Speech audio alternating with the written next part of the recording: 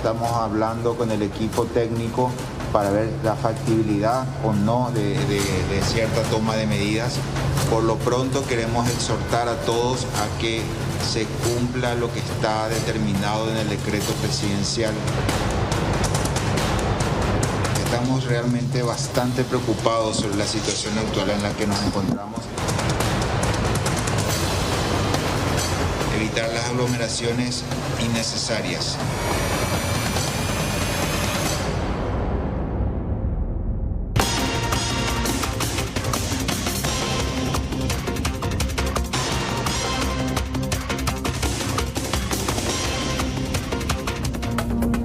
Bueno, mucha atención a esta información de último momento porque hablamos de que el colapso del tema de COVID hace modificar todo el servicio hospitalario tanto en salud pública como en el IPS. Y ahora hablamos de una resolución que habla de modificaciones muy importantes, Angie. Así mismo es, y queremos compartir el siguiente documento con todos ustedes, y es que se está realizando una serie de reorganización en cuanto a lo que tiene que ver con esta pandemia. IPS Ingavi sin urgencias pediátricas, y este circular de la dirección de la Policlínica Ingavi que comunica lo siguiente: a partir de la fecha no se contará con el servicio de urgencias pediátricas, y ya la resolución por parte de la dirección de la Policlínica de Ingavi IPS, Juan. Exactamente, y se hace la aclaración, Angie, muy importante en este sentido.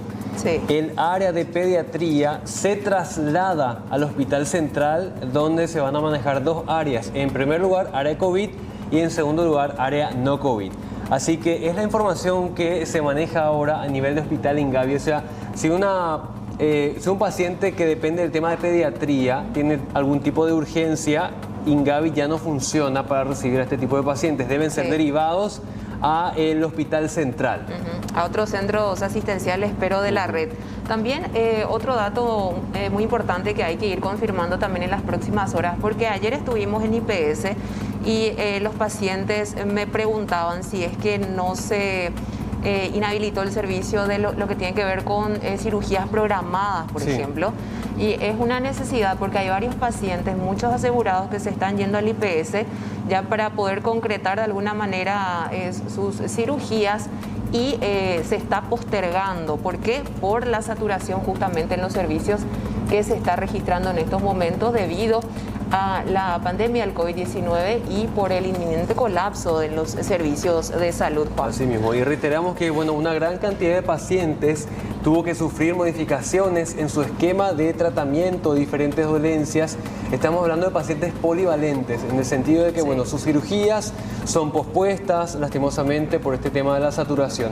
Y lo que se pretende hacer con esto es precisamente resguardar esas camas de terapia intensiva para los pacientes respiratorios y postergar las cirugías para los que puedan esperar todavía. Claro, además de las camas convencionales, Juan, porque hay que decir que hay una importante saturación en cuanto a las camas convencionales también, no solamente en unidades de terapia intensiva. Y bueno, de esta manera esta resolución entonces por parte del IPS Ingavi, que recordarán también en la conferencia de prensa de hoy, el ministro de Salud decía que se van a realizar también muchas adecuaciones. Incluso las propias autoridades del IPS decían esto, que van a habilitar incluso más camas en terapia intensiva para dar abasto ante la gran demanda de casos de COVID positiva. Asimismo, reiteramos, el Ingavi queda únicamente para casos COVID. Urgencias pediátricas deben acudir al Hospital Central. Ojalá que no tengamos una situación mucho peor a nivel país con esta segunda ola. Ya declarada, Angie, hoy en conferencia de prensa, la segunda ola del COVID en territorio paraguayo.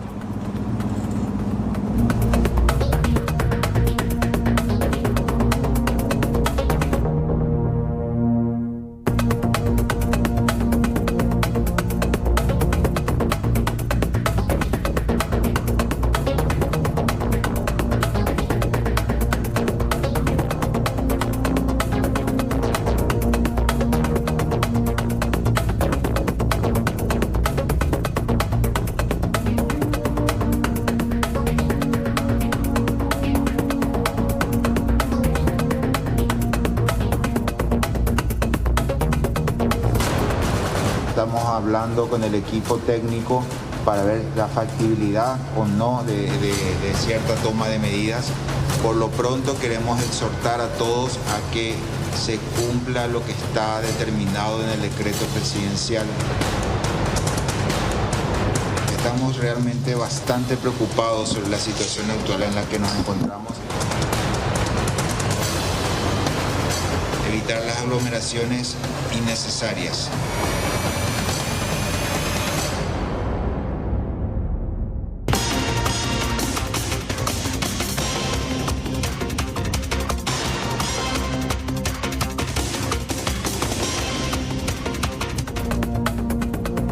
Bueno, hablamos también de lo que se informó hoy oficialmente allí en el Ministerio de Salud, situación bastante grave, comprometida en cuanto a salud pública, segunda ola ya presente en Paraguay. Es la primera vez que distintos frentes a cargo del Ministerio de Salud hablamos de la situación epidemiológica primeramente, luego de la situación de las camas, por ejemplo, diferentes profesionales del Ministerio de Salud que nos hablaban acerca de la situación en general.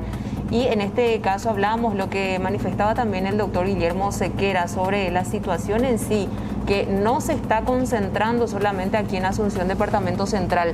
Hay que rescatar esto porque hablaba de una situación bastante complicada también en otras regiones, por ejemplo Misiones, zona de San Pedro también, otras localidades que están seriamente afectadas y con números rojos. Exactamente, podemos hablar de la inminente adopción de medidas por regiones. Escuchemos. Como sabrán, hay un aumento muy importante en las últimas semanas. De hace un mes prácticamente casi duplicamos el número de casos que tenemos por día. Pero si vemos en la región es un fenómeno que está ocurriendo en la mayoría de los países. Viendo desde enero, del 1 de enero hasta nuestra fecha, nuestro país, en azul, está presentando una curva de ascenso muy importante, pero también varios países de la región se encuentran en esa ola, una segunda ola de una aceleración muy importante de nuevos números de casos por día, un fenómeno regional. Si vemos ya específicamente en nuestro país, ese ascenso de casi 66% hasta la semana pasada, y si contamos esta semana que tenemos una media de 2.000 casos por día, probablemente vamos a superar los 12.000 casos en una semana. En menos de un mes, prácticamente estamos duplicando el número de casos que tenemos por semana. Si nuestra aceleración, el ROE, el índice básico de reproductibilidad, está por encima de 1, lo cual habla de una aceleración muy importante del ritmo de la epidemia. ¿En dónde se ve principalmente esa mayor carga? A diferencia de lo que fue la primera parte o la mitad de la epidemia, que estaba muy cargada en el centro, en el epicentro estaba en Central y Capital. Hoy, Central y Capital, que tiene muchos casos, que está también en aumento, pero vemos un crecimiento de la epidemia no solamente en el epicentro, también estamos viendo un aumento en una segunda ola bien marcada en Alto Paraná, un aumento muy importante en Encarnación, en Concepción, en Paraguarí, en Cordillera, en Ñembucú. Diferentes departamentos y regiones sanitarias del país presentan un aumento muy importante. Para tratar de establecer algunas medidas más quirúrgicas, a diferencia de lo que fue el año pasado recordarán, tomamos medidas drásticas a nivel nacional.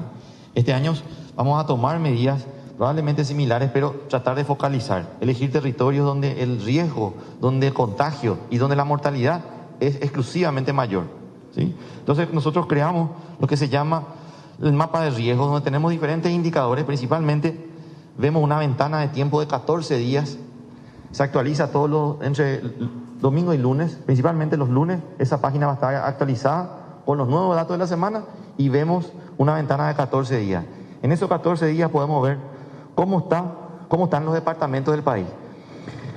Viendo un pantallazo de lo que estaba ayer, vemos que, por ejemplo, como departamento de Misiones está en rojo. Tiene una tasa de incidencia de más de 150 casos por 100.000 habitantes. Y Capital también está en rojo. Así que son los dos departamentos. El resto tampoco es que está demasiado bien, ¿verdad? Están con indicadores ligeramente más pequeños nada más, por eso está en un naranja oscuro.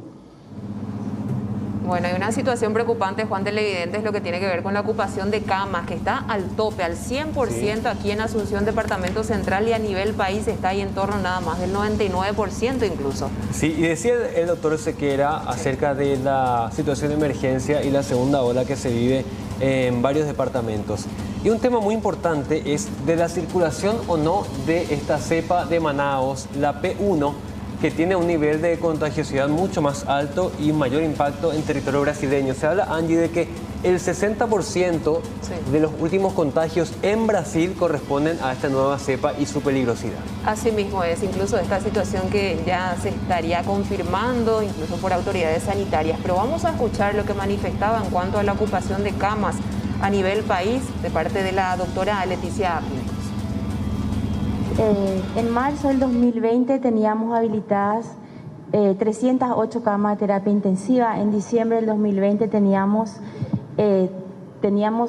636 camas de terapia intensiva y a la fecha tenemos 647 camas de terapia intensiva. Esta última semana hemos habilitado en el Hospital Nacional camas de terapia intensiva, también en Ciudad del Este. Estamos hablando de una habilitación próxima también en el Hospital de Clínicas, en el INGAVI, en el Hospital de Luque. Me gustaría comentarles la situación actual. Estamos, de las 647 camas que tenemos actualmente, tenemos 280 camas destinadas a cuadros respiratorios, las cuales tenemos una ocupación a nivel central y a nivel Asunción del 100%. A nivel nacional tenemos también las camas ocupadas en un 99%, las camas de cuadros polivalentes. En el área de terapia intensiva pediátrica, que son 87 camas, tenemos una ocupación del 85%. A nivel privado también es importante saber que tenemos 260 camas en total, unas 10 camas más que no figuran en el convenio, pero para cuadros respiratorios tenemos 85 camas. De esas 85 camas, al día de hoy también tenemos una ocupación del 100%.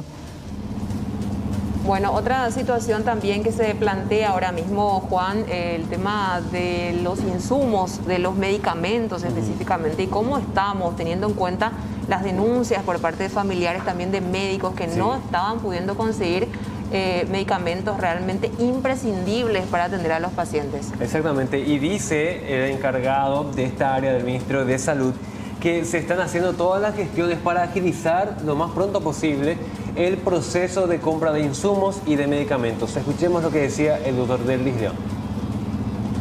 Hemos trabajado en estas últimas semanas para la adquisición más ágil y efectiva de los insumos y medicamentos en nuestras unidades de cuidados respiratorios y en todo el nivel del país. Hemos acelerado procesos, además de utilizar herramientas que nos permiten la adquisición más rápida. Además de esto, en las últimas semanas hemos habilitado llamados de compras y de excepción para trabajar específicamente sobre aquellos insumos y medicamentos que generan mayor gastos de bolsillo. Además de ello, hemos dispuesto de una estrategia de logística y distribución de medicamentos desde la Dirección de Insumos Estratégicos hacia los servicios, que ha agilizado efectivamente la llegada de estos insumos a todos nuestros hospitales. En cuanto a cifras, van a darnos más detalle de esto en nuestra Directora General de Administración y Finanzas, por un monto total adjudicado últimamente de 385 mil millones de guaraníes. Nos comprometemos efectivamente a seguir implementando medidas que tengan a nuestro alcance para llegar de la manera más efectiva posible a toda la ciudadanía. Bueno, sobre la situación de los vacunados, hasta el momento hay esta cifra, 4.554 funcionarios de salud de primera línea que ya fueron inmunizados, Juan. Estamos hablando de un conteo que realiza en tiempo real prácticamente el Ministerio en cuanto a las dosis de las vacunas rusas y por otro lado las dosis de la CoronaVac. Ahí estamos viendo, 4.600 es el número actual del conteo que tiene en este momento el Ministerio de Salud. Y si vamos un poco más abajo, tenemos ahí la discriminación según el tipo de vacuna y todos los datos de las personas. Nombre completo, número de cédula, lugar de vacunación y también la fecha. Muy importante hacer el seguimiento y sobre todo que sea un mecanismo de transparencia para conocer todos los detalles acerca de los vacunados. La ciudadanía realmente estaba muy expectante a esta lista, incluso da a conocer algunas fotografías, denuncias, incluso para que se pueda investigar. Sí. Entonces es muy importante realmente tener en cuenta esto, ir chequeando también la información.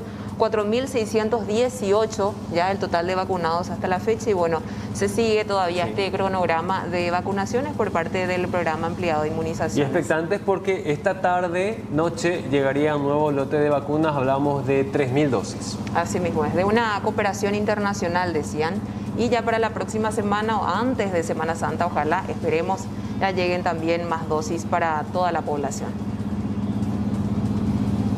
Realmente bastante preocupados sobre la situación actual en la que nos encontramos. Ya el doctor Guillermo Sequera dio un pantallazo sobre el número importante de casos positivos. Hay por una parte tenemos una muy buena cantidad de test que estamos realizando, se aumentó en forma ostensible. Por otra parte también aumentaron los casos positivos y matemáticamente hablando, de simple matemática, va a haber también, por supuesto, una cantidad importante de pacientes que van a requerir atención médica, internación y probablemente, lastimosamente, terapia intensiva. En base a eso estamos hablando con el equipo técnico para ver la factibilidad o no de cierta toma de medidas. Por lo pronto queremos exhortar a todos a que se cumpla lo que está determinado en el decreto presidencial.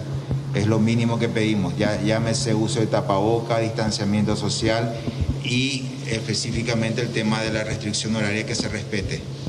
Evitar las aglomeraciones innecesarias. Creo que la otra pregunta era sobre vacunas. El día de ayer tuve una teleconferencia con la directora general de OPS, la doctora Clarisa Etienne, donde justamente exhortamos a la OPS para que interceda por el país a fin de obtener lo más antes posible las vacunas. Estamos trabajando con con otros acuerdos bilaterales a fin de obtener los mismos en tiempo y forma y lo antes posible. Podemos anunciar ya que en el día de hoy vamos a estar recibiendo otras 3.000 vacunas. Es poco, pero va a ayudar al Plan Nacional de Vacunación a hacer un poco más rápido todo. Son 3.000, son para 1.500 personas, son 2 dosis. Estaría llegando en el día de hoy, vamos a anunciar en su momento. Quisiera mantenerme y con todo respeto, pero no me tomen a mal, cuando el avión esté decolando vamos a estar avisando. ¿Pero son de COVAX, ministro? No son de COVAX, es una cooperación. Juan, para comentarles nada más, esta sesión extraordinaria que se convocó para las 14 horas por parte del Senado para hablar, entre otros temas, sobre lo que respecta a la vacunación. Y hay una reunión muy importante ahora mismo en Palacio de Gobierno. Asimismo, los detalles con Fernanda Chamorro. Fernanda, buenas tardes. ¿Qué tal? ¿Cómo están? Angie, el saludo también para vos, Juan, y para todos los televidentes. De hecho, esta reunión ya culminaba hace una media hora, 40 minutos aproximadamente, cuando salía el ministro de Hacienda, Óscar Llamosas, a hablar, a dar declaraciones a la prensa. En un primer momento nos llamaba la atención esta reunión, teniendo en cuenta que varias autoridades del Ministerio de Salud también participaron de una reunión del equipo económico nacional. Una reunión que se caracteriza principalmente por tener entre sus filas y en esta mesa junto con el presidente de la República a autoridades como el ministro de Hacienda, el presidente del Banco Central del Paraguay y todo lo relacionado al ámbito económico. Nos sorprendía, decimos, porque esta mañana también se confirmaba la presencia del ministro de Salud, Julio Borba, del doctor Guillermo Sequera, también el doctor Derlis León, director de Insumos Estratégicos del Ministerio de Salud, acudían a esta reunión. Pensábamos que se estaba hablando de alguna cuestión llamativa, importante, teniendo en cuenta el aumento de casos, la situación de alerta roja también que se genera en nuestro país y la posibilidad de que lleguen a realizar algún tipo de medidas un poco más fuertes en aquellas zonas del país en donde se encuentra concentrada la cantidad de casos de coronavirus. Tal situación y tal anuncio no se dio. Salió a hablar Óscar Llamosas después de la salida de varios varias autoridades sanitarias quienes no quisieron dar ningún tipo de declaraciones a la prensa. Lo que decía Oscar Llamosas es que esta reunión supuestamente fue meramente informativa para saber cómo está el panorama en el ámbito sanitario y para que también las autoridades de salud sepan, según el ministro de Hacienda, que ahora la reactivación económica está encaminada, se está dando, decía él, pero no se analizaron otro tipo de medidas económicas. Escuchemos lo que decía Oscar Llamosas.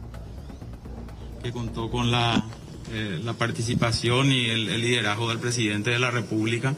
En esta reunión discutimos la coyuntura económica actual, repasamos algunos indicadores económicos, como así también los alcances del plan de recuperación que viene implementando el gobierno desde medianos del año pasado, y también contamos con la presencia especial del ministro de Salud, quien nos comentó acerca de la situación sanitaria actual, ¿verdad? En líneas generales, lo que estuvimos viendo es de que existen indicadores económicos que nos dicen que la recuperación está en marcha. Estuvimos evaluando, por ejemplo, los indicadores de la actividad económica, el IVA también, que es un indicador importante en materia de consumo, que nos dan la pauta de que la recuperación económica, como decía, está en marcha. Las previsiones de crecimiento para este año son positivas, pero obviamente la situación sanitaria es una cuestión muy importante, ¿verdad? Entonces, en ese sentido, reiterar el pedido a toda la ciudadanía y a todos los sectores de seguir respetando estas medidas sanitarias, de manera que estas previsiones se puedan cumplir y no afecte, digamos, al normal desarrollo de nuestra economía, ¿verdad? Entonces, básicamente eso, la parte de coyuntura estuvo a cargo del presidente del Banco Central, que me acompaña en esta reunión. También discutimos acerca de acciones que se siguen llevando adelante desde el gobierno nacional. Hay que considerar que la recuperación económica depende de los sectores, ¿verdad? Hay sectores que aún están afectados o cuya recuperación aún no es plena. Entonces, están desplegadas una serie de acciones de parte del gobierno para dar asistencia, por ejemplo, a trabajadores formales a través del IPS, a trabajadores de frontera con un proyecto de ley que está ya con media sanción en el Congreso, y otra serie de acciones como la inversión pública, que va a seguir siendo importante en esta coyuntura de crecimiento económico. Así que básicamente ese es el resumen de la reunión. El presidente pidió un especial apoyo al ministro de Salud, al nuevo ministro de Salud, tanto para las gestiones relacionadas a la compra de insumos, como así también a las gestiones de la vacuna. Entonces, básicamente ese es el resumen de la reunión de equipo económico de hoy.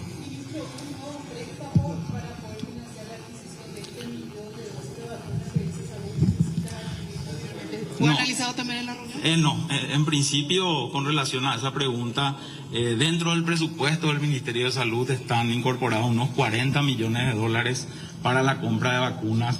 Se están evaluando la necesidad de si van a haber requerimientos adicionales de recursos, pero hoy todavía esa no es la situación. El Ministerio de Salud pudo firmar acuerdos paralelos, digamos, al mecanismo COVAX con relación a las vacunas rusas que no requirieron aún recursos adicionales. Entonces es una cuestión que obviamente estamos monitoreando y evaluando de manera permanente con el Ministerio de Salud. Pero le digo por la posibilidad que ellos están analizando de la adquisición de las vacunas chinas. 33 millones de dólares va a costar si que adquieren ese millón de dosis de China. Y usted decía, 40 millones de dólares del presupuesto total para las vacunas. En efecto, van a necesitar un nuevo préstamo o sacar dinero de otro lado para poder comprar, si es que realmente van a hacer eso. Sí, hay que evaluar. Dentro de la ley de presupuesto existen otros mecanismos también, como por ejemplo el redireccionamiento de ciertos proyectos de préstamo. Entonces, una vez que se tenga confirmada esa necesidad de recursos por parte del Ministerio, se van a ir evaluando las mejores alternativas. Ministro, con relación a cierre de fronteras a nivel regional por esta situación que vivimos de recorte, inclusive en algunos países, ¿cómo está evaluando el equipo económico de esa situación puntualmente? ¿Qué les preocupa más? Como decía, nosotros estamos desplegando una serie de acciones, tratando de atender las situaciones puntuales con relación a las ciudades fronterizas con la Argentina. El Ejecutivo ha presentado un proyecto de ley de ayuda económica tanto a los comerciantes como a trabajadores por cuenta propia, trabajadores informales. También se están evaluando alternativas relacionadas al diferimiento del pago de servicios básicos también para esas ciudades. Entonces, en la medida que vayan surgiendo este tipo de situaciones, se irán desplegando estas medidas de parte del equipo económico. Ministro, ¿cuál es el saldo que se tiene de préstamos anteriores para poder ser redireccionados? ¿Y a cuánto asciende así la deuda total entonces que tenemos también en comparación con el Producto Interno Bruto? Sí, ahí es muy importante mencionar que en el caso de préstamos con multilaterales, los desembolsos se van realizando en la medida que se van ejecutando los proyectos, ¿verdad? Lo que la ley de presupuesto permite es, en el caso de que exista un proyecto que puede ser redireccionado, un proyecto ya aprobado por el Congreso que pueda ser redireccionado, no requiera de esa autorización adicional del Congreso, sino que se destine de manera directa, por ejemplo, como se dice, una instrucción de los que originalmente estamos destinados a otro fin. Finalmente, con un acuerdo con las multilaterales se direccionaron esos recursos, pero no quiere decir eso que los recursos hoy estén disponibles en efectivo en una cuenta bancaria, sino que lo que la ley permite es que se haga esa gestión con el organismo multilateral y finalmente, una vez que impacte eso en el presupuesto de salud, por ejemplo, ahí recién se realizan los desembolsos. Se hablaron de nuevas medidas sanitarias relacionadas a nuevas medidas económicas también, por eso la presencia de varios del Ministerio de Salud. No. Como le decía, la idea de la presencia del Ministro de Salud con su equipo era que le dé un pantallazo al equipo económico justamente de la situación sanitaria actual, como decía, la dinámica económica muy relacionada a las medidas sanitarias que se puedan implementar. Entonces, hoy el mensaje del Ministro de Salud... Bueno, parte de lo que mencionaba el Ministro de Hacienda, llamativa de igual manera esta reunión, Angie, Juan y televidentes. Llama la atención esta salida, entrada de varias autoridades sanitarias. Supuestamente no se trató ningún tipo de medida especial para los próximos días, ningún tipo de medida nueva.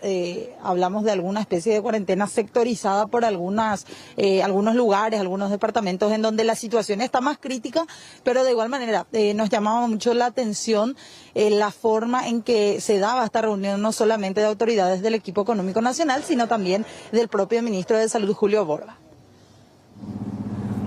Bueno, Fernanda, muchas gracias. Importantísimo el tema de la reunión del equipo económico. Sí. Y ahora un tema también bastante comentado es esta reunión de emergencia en el Congreso para tratar la adquisición de nuevas vacunas, ¿no? Así mismo es, y esta situación que incluso ya se daba en las últimas horas ayer en el comando del Ejército, también con el presidente de la República, también miembros del Ministerio de Salud. Y bueno, vamos a ver entonces si es que se anuncian más informaciones con lo que tiene que ver con esta situación sanitaria y otros que realmente bastante preocupan. Gracias, Fernanda.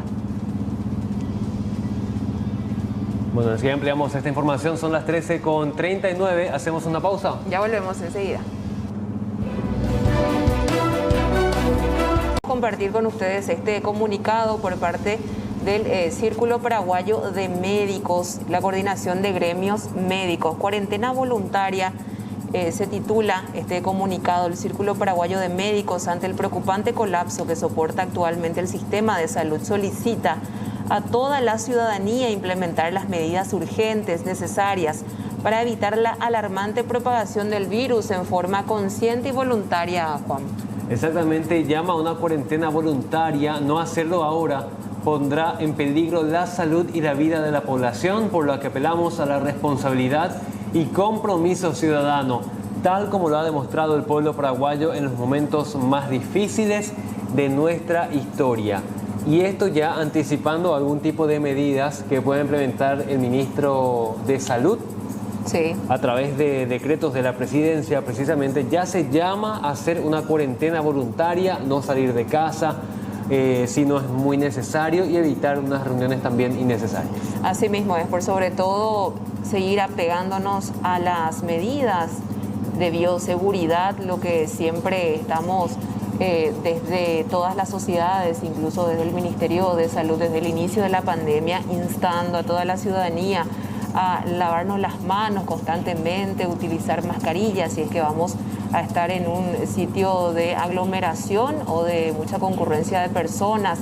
También lo que tiene que ver con el distanciamiento físico, si es que vamos a compartir, hacerlo de forma realmente responsable, no compartiendo utensilios por sobre todo, y manteniendo en todo momento un distanciamiento físico por sobre todo. Sabemos que es difícil, sabemos que es complicado muchas veces, sin embargo tenemos que seguir con estas medidas para seguir de esta manera, para continuar ayudando de alguna manera, de forma solidaria también con todos los médicos acerca de este colapso que lastimosamente se avecina si es que no tomamos en serio estas medidas. Piden cuarentena voluntaria entonces desde el Círculo Paraguayo de Médicos.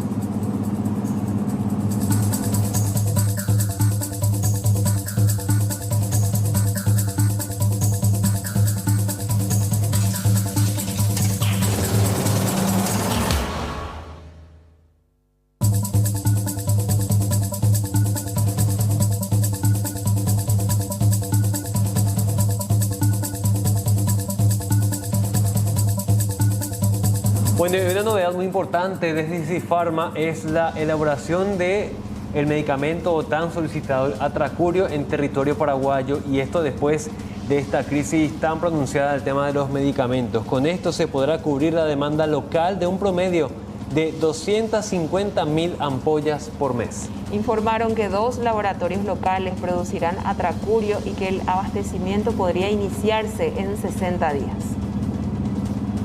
Realmente el día lunes, apenas asumió el ministro de Salud, nos convocó a una reunión a todos los miembros de la Cámara de Industria Farmacéutica, Cifarma, y nos pidió un sinceramiento de la situación, especialmente en lo referente a los 2 productos que más se están requiriendo a nivel de terapia, que es el caso del Midazolam y el Atracurio.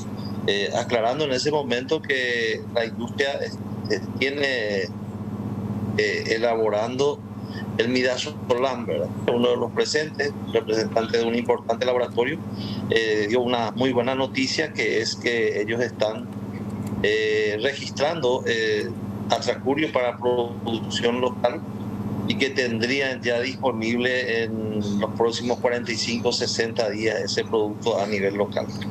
El ministro tomó muy bien, pero dijo unas cosas en forma muy sincera, porque en ese sentido él es muy directo. Dijo, bueno, me sirve mucho la información, pero no me soluciona el problema. Mi problema es diario, mi problema es la necesidad actual. Por lo tanto, yo voy a comprar todo lo que se tengan en stock, y si es que no tienen lo que yo necesito, voy a salir a comprar afuera. El problema que se había suscitado con el Midazolam específicamente era la falta de materia prima, la provisión del país de origen. Con respecto al Atracurio, ¿cómo van a estar trabajando con eso, don Gerardo? El problema del Midazolam, la empresa adjudicada por parte del Ministerio de Salud fue la que tuvo el problema de la materia prima, porque ellos estaban trayendo del Brasil y Brasil no le autorizó la exportación para ellos, importación para nosotros de la materia prima para el Midazolam. Que, entre paréntesis, ayer en una reunión que tuvimos a nivel de ALIFAR, que es la Asociación Latinoamericana de Industria Farmacéutica, se nos ofreció la gente de Brasil para ayudarnos a agilizar y que eso pueda venir, esas materias primas, al Paraguay. Ojalá tengamos éxito, ¿verdad? Pero sí, también hay otras industrias, otras empresas que tenían disponibles esos productos. Acá faltó un poco gestión por parte del ministerio en su momento de no buscar otras alternativas. Antes no se había planteado esta posibilidad, ¿no?, de producir aquí en el país Atracurio. Siempre se tuvo la posibilidad, o sea, las plantas están preparadas. Lo que pasa es que este producto, la demanda de este producto a nivel normal, digamos, no es tan atractivo para industrializar, ¿verdad? Era más o menos el consumo mensual máximo a nivel país era de 60.000 ampollas mes. Eso solamente a nivel del Ministerio de Salud pasó a ser de 250.000 ampollas mes. Don Gerardo, si es que con anterioridad y al momento en que se venía o se veía venir, digo bien, esta situación? Tanto el Ministerio de Salud como el mercado local iba a estar provisionado de esta droga, o el sector farmacéutico cuenta con el stock suficiente para la droga. Bueno, la materia prima se trae de acuerdo a una planificación, ¿verdad? Nosotros lo que no teníamos, lastimosamente, es planificación. Producir un inyectable como mínimo te lleva entre 45 y 60 días por el hecho de que hay que hacer varios estudios posteriores a la fabricación, especialmente la parte de microbiología que lleva un tiempo considerable. Yo creo que acá faltó comunicación, faltó un trabajo en conjunto y faltó tomar el toro por las astas y las medidas a tiempo.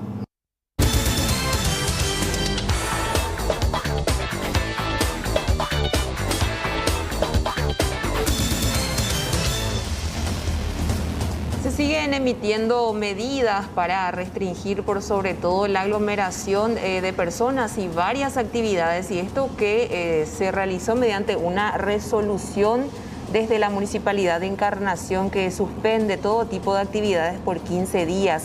La medida obedece a la considerable demanda de atención médica por los casos positivos de COVID en la ciudad. Los controles aumentarán desde la fecha por parte de agentes municipales.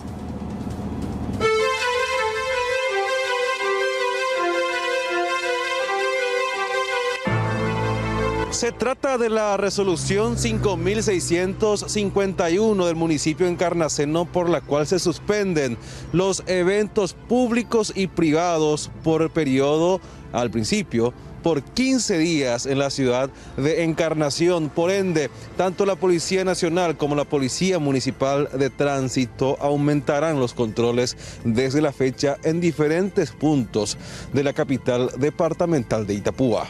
La Municipalidad de Encarnación, mediante la resolución número 5651 de esta fecha, suspende la autorización para realizar actividades colectivas, público y privado en este caso, que puedan facilitar por su incumplimiento la propagación del COVID-19, lastimosamente, que estamos padeciendo todo en este momento, ¿verdad?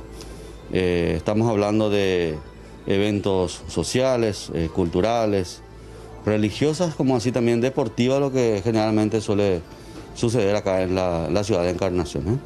Solicita encarecidamente a algún grupo, ya sea o instituciones que de repente tenían previsto realizar actividades, a que puedan suspender, y obviamente si eso no ocurre, va a estar el equipo de trabajo realizando los controles pertinentes. Y dentro de ese contexto es importante destacar de que también estamos sufriendo el golpe provocado por este flagelo. Tenemos varios oficiales y suboficiales hoy en cuarentena. Sabemos que el servicio debe de continuar, es por eso le instamos a las personas cuando hacen sus marchas, sus manifestaciones, que allí estamos justamente para cuidarle a ellos. Debemos también cuidar y preservar que no se lesione derechos de terceros, cuidar los bienes de las personas, evitar de que se produzcan ilícitos. Tenemos los inconvenientes, llámense los juegos de piqui, vóley, que es la constante en todos los barrios.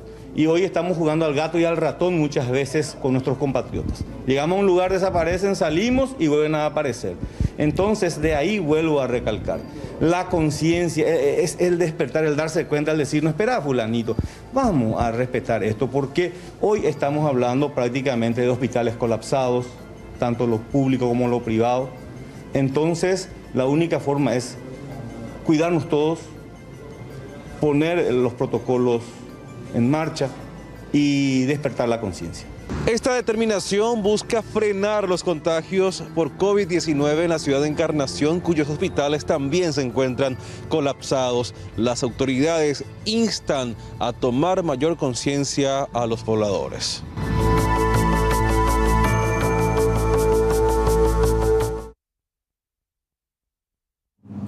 Bueno, asistentes, les contábamos acerca de este comunicado emitido por la Sociedad Paraguaya de Médicos sobre este llamamiento a hacer una cuarentena voluntaria. Ya estamos en comunicación con la doctora Gloria Mesa, ella es presidenta del Círculo Paraguayo de Médicos. Doctora, buenas tardes. Buenas tardes, Angie y compañero, y buenas tardes a la audiencia. Gracias, doctora, por atendernos. Bueno, ahora se llama, doctora, a una cuarentena voluntaria. ¿Cómo ven este escenario que estamos viviendo y la falta de adopción de medidas todavía? Y sí, nosotros hemos estado en esta semana con las autoridades sanitarias y le hemos propuesto que tienen que tomar algunas medidas, como por ejemplo 2 o 3 semanas de toque de queda, es decir, de cerrar de 20 horas a 5 de la mañana del día siguiente, de manera que no haya socialización, porque la socialización es la que está haciendo que haya más contaminación, ¿no? Entonces, si no, iba a perjudicar mucho a las personas, así que podían hacer su actividad laboral desde las 6 de la mañana hasta las 20 horas y después cada uno en su casa. Tampoco para decir van a dejar de tomar bebida alcohólica, por ejemplo, igual van a seguir tomando en su casa, pero por lo menos la socialización no se va a hacer. Entonces pensamos que esa era la posibilidad más que podía hacerse en este momento, y planteamos eso, pero no hemos tenido en ese sentido una respuesta favorable, porque hoy se expresaron de que no iban a haber otras medidas restrictivas que las que están en vigencia, ¿no? Pero las medidas restrictivas que están en vigencia no están siendo controladas, y entonces esa falta de control hace que no tenga ninguna efectividad esas medidas restrictivas. Entonces, a razón de eso hemos decidido solicitar a la población en general que se haga voluntariamente un cuidado, ¿no? Y vamos a hacer algunos, es decir, ya estamos lanzando algunos flyers de las medidas que tienen que tomar, y si eso probablemente al abrir su celular, si están recibiendo permanentemente ese tipo de consejos, a lo mejor toman un poco más de conciencia en ese sentido, ¿no? Sí, doctora. A su criterio, ¿en qué se está fallando ahora mismo, doctora? Porque hasta el momento hablamos solamente del llamamiento a la conciencia ciudadana. ¿Usted cree que hay una suerte de miedo también de cómo va a reaccionar la ciudadanía si es que se les plantea o se les impone en todo caso más restricciones? Es evidente, eso es evidente. Nosotros eso ya nos dimos cuenta inmediatamente después de plantearle, ¿no? Es evidente eso, pero ellos son los que tienen que hacer las medidas, aunque no sea muy del agrado de toda la población. Está en las manos de ellos el cuidar a la población en general, y si el gobierno no nos cuida, por lo menos cuidémonos nosotros. Ese es el razonamiento que nosotros estamos haciendo, ¿no? Realmente lamentamos esta situación de crisis política que estamos atravesando, pero esta crisis política no fue generada por una enmienda ni por un magnicidio. Esta crisis política fue generada por una crisis sanitaria por mala gestión. Exactamente. Doctora, ¿a qué nos estamos exponiendo si de aquí a los próximos días no cambia el panorama y sigue el relajo de la gente y el descontrol en este sentido? Y hoy es catastrófico ya, hoy es catastrófico, no hay necesidad que esperemos la próxima semana. La próxima semana va a ser peor. Así que por eso digo, no tenemos posibilidades de estar vacunados, porque las vacunas no van a llegar. Si llegan en poca cantidad. Nosotros necesitamos, para frenar la pandemia, que la población se vacune a más del 50%, y eso no va a ocurrir sino probablemente dentro de 4 o 6 meses, porque si viene con la frecuencia que está viniendo y si en la cantidad que está viniendo, no vamos a tener esa posibilidad, ¿no? Así que eso ya está descartado como freno a la pandemia. Ahora, la otra posibilidad es tener los recursos necesarios para cubrir las necesidades de los pacientes. Tampoco eso tenemos. Ya no tenemos hospitales libres, ya no tenemos camas libres, ya tenemos personal de salud totalmente colapsado en el sentido de que están todos agotados mental y físicamente, y tampoco hay insumos ni medicamentos necesarios. Sí, totalmente. Doctora, ¿Qué opinión le merece este cambio? Ahora mismo ya con el ministro Julio Borba, se nota que se están realizando realmente gestiones ya de forma acelerada, de forma bastante rápida para poder obtener más medicamentos, más camas. Sin embargo, los profesionales no se pueden inventar de la noche a la mañana, porque ya está ya se está registrando una escasez importante de profesionales que puedan atender a pacientes críticos. Y esto nosotros lo veníamos diciendo hace más de 6 meses, que habría que hacer las previsiones necesarias, pero no se hicieron.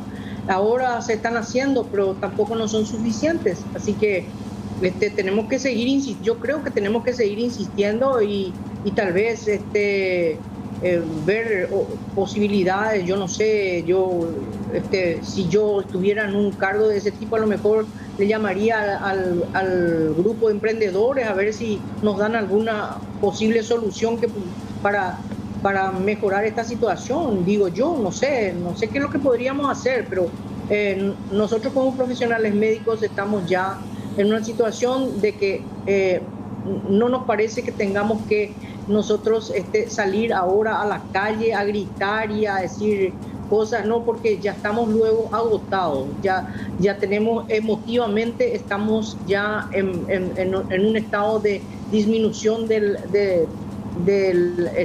estado emocional, porque tampoco podemos compartir mucho con nuestra familia por el hecho de que también somos personal que trae riesgo a la familia. Así que ese solaz, esa alegría, ese oasis que podamos tener a nivel familiar tampoco ya lo estamos teniendo. Asimismo, doctora, bueno, la verdad que bastante preocupados con tus declaraciones, doctora, sobre todo por esto que ya se venía advirtiendo hace mucho tiempo, no se tomaron las previsiones, esta recomendación dada ya hace meses y hoy lastimosamente estamos en esta situación. Doctora Mesa, muchas gracias por este testimonio, bueno, muy atentos a la postura que tenga siempre el Círculo Paraguayo. Sigue siendo libre el tránsito fronterizo principalmente el Puente de la Amistad. Hoy hablamos con la directora de Migraciones, quien aclaró efectivamente que existe en vigencia esta disposición internacional que habla de libre paso en unos 30 kilómetros a la redonda de la frontera con el Brasil. Así es, Juan, y dijo esto para aclarar esta situación en alusión a un video que se hizo viral en que un ciudadano recorre la frontera sin que se le practique ningún tipo de control migratorio.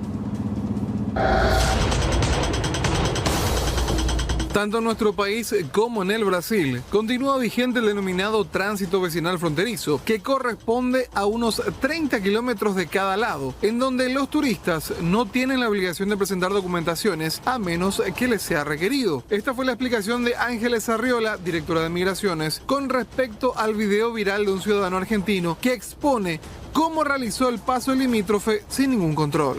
Pasamos Paraguay y nunca tan rápido, a más de 60 kilómetros por hora.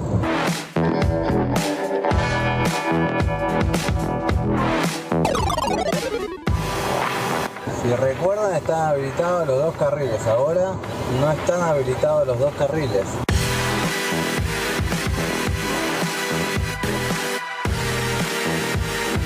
Hoy, para volver a Brasil no piden hisopado, ¿no? Si uno queda acá de compras. ¿Ida y vuelta? Sí. No.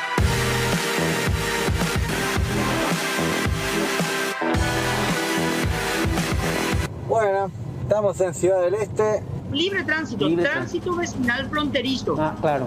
Este acuerdo no se da ni en el Brasil ni en el Paraguay. Vos te vas, agarrás el vehículo, así como esta persona agarró el vehículo, cuando vuelvas vos le va a pasar de la misma manera, nadie le va a parar. Cuando cruce la frontera con Brasil, nadie le va a parar porque se llama libre tránsito dentro de los 30 kilómetros permitidos. Entonces, si este ciudadano argentino vino para comprar, él forma parte del Mercosur, no requiere otros documentos que no sea su DNI. En el caso que alguien le pare, porque se le puede parar y preguntar si quiere ir más allá de los 30 kilómetros, eso que está haciendo es totalmente legal y de esta manera se mueve vos y se mueve Ciudad del Este. De la misma manera se mueve Pedro Juan con Punta Poná. Es más, con Pedro Juan y Punta Poná es más libre aún, porque el puesto de control está apostado en el lugar de la aduana y tenés que ir desde un punto hasta el puesto de control.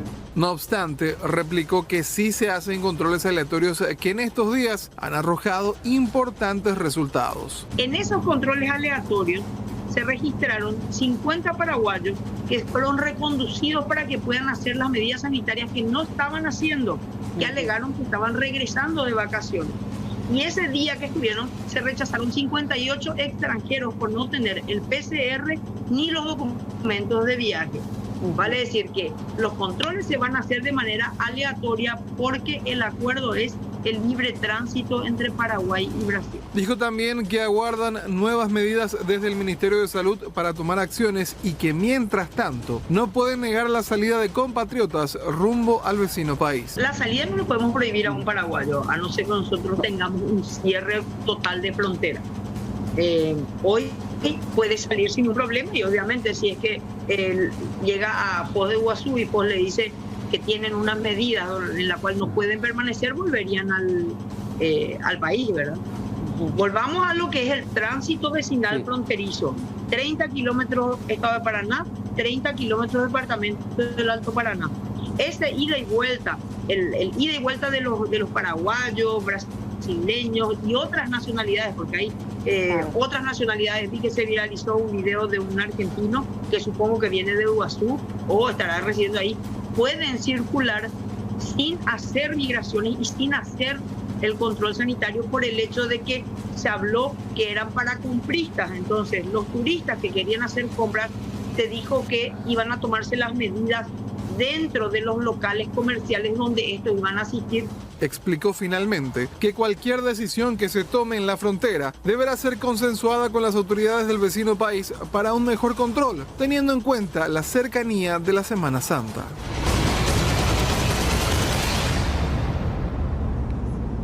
Y vamos con este hecho realmente lamentable, y es que un joven que se dedicaba en su local comercial a la gomería fue asesinado a balazos en el barrio Roberto L. Petit, y este hecho se registró justamente en este lugar y aparentemente a cargo de personas que ya lo estaban amenazando. Se cree que fue una venganza porque había denunciado varios robos dentro de su local comercial.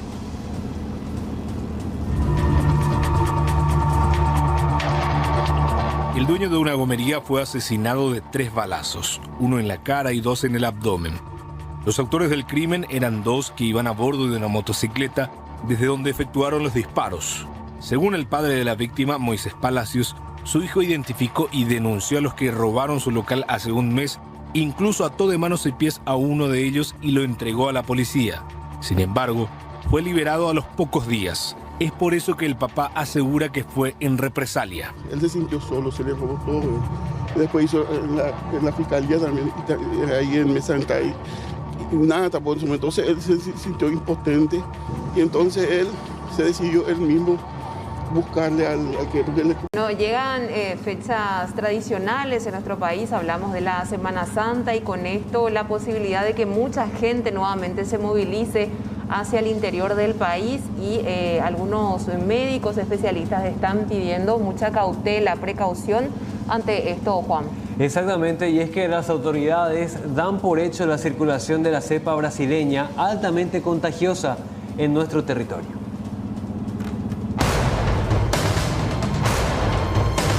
Podemos recuperar el resto, lo que no podemos recuperar es la vida y hoy estamos en una situación crítica.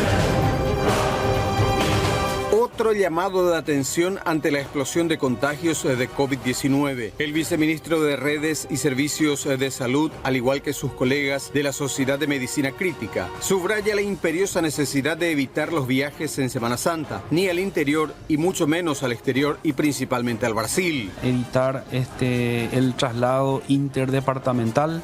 Incluso en ese momento ir ellos recomiendan una Semana Santa en familia, donde cada familia quede en su casa y haga una reflexión o lo que mejor les parezca, pero bajo ningún sentido permitir el traslado de la gente, ¿verdad?, de departamento a departamento. pero puede ser catastrófico. Acuérdense que el que va de Central a Capital, que es el foco de los contagios, ¿verdad?, pueden ir a diseminar en departamentos que hoy en día están reportando pocos casos, el caso de Boquerón, el caso de Alto Paraguay, Canindeyú, ¿verdad? Puso énfasis que el país atraviesa una situación extremadamente complicada, por lo que urge el cumplimiento de las ya conocidas medidas de prevención y sobre todo controlar las frecuentes aglomeraciones. Yo no quiero llegar a ver pacientes que no pueden ser atendidos y queden, digamos, en la vereda de los hospitales, porque esa es la realidad y ni siquiera estoy hablando de una exageración.